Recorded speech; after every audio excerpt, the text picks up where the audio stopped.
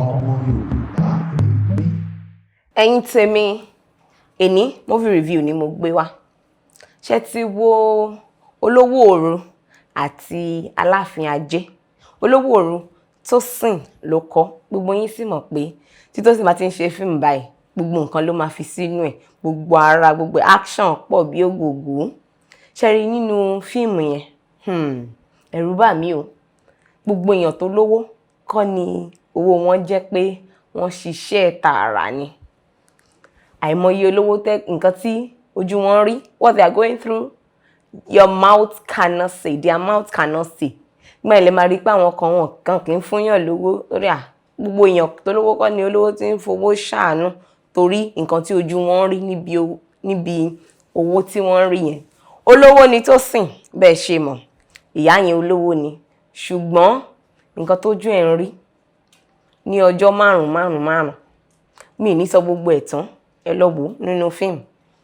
Fíìmù Alafin Aje, Eniola Ajao àti Ọdúnládé ni wọ́n ṣe fíìmù náà. Fíìmù yìí ó dùn, a máa wò, ẹ máa rí pé àwọn kan lówó wọ́n ṣe àṣé bí èèyàn kan ṣe sọnù báyìí, ẹni tó sọnù, ẹni tí ò dá, èmi ò ní sọ yẹn fún yín. Bí èèyàn kan ṣe sọnù ní àṣírí bẹ̀rẹ̀ sí tú. Àṣé gbogbo ìfẹ́ tán fi hàn ara wọn yẹn, ìfẹ́ orí ahọ́n nìkan ni. Their love in their family is very, very, very, very conditional.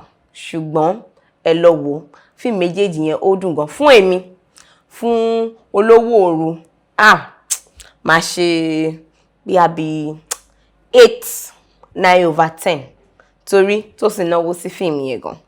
Àwọn scene òru yẹn náà, those night scenes, tẹ bá wò lálẹ́ lè má lè sùn dáadáa o. Fún Alafin Aje, màá fún movie yẹn ní bóyá bí 8.5 ṣá. Torí àwọn òṣèré tí wọ́n ṣeré nínú ẹ̀, wọ́n gbìyànjú. Bó tiẹ̀ jẹ́ wípé àwọn storyline tá à ń wò kò ṣe dáadáa àti àwọn storyline tó ń repeat ni, ṣùgbọ́n àwọn fíìmù méjèèjì yìí wọ́n fi bí a bit of twist sí. Torí ẹ̀ ni fún èmi ò máa ní pé kẹ́ lọ wo Olowo Oru, ẹ dẹ̀ máa gbádùn ẹ̀ gan ni.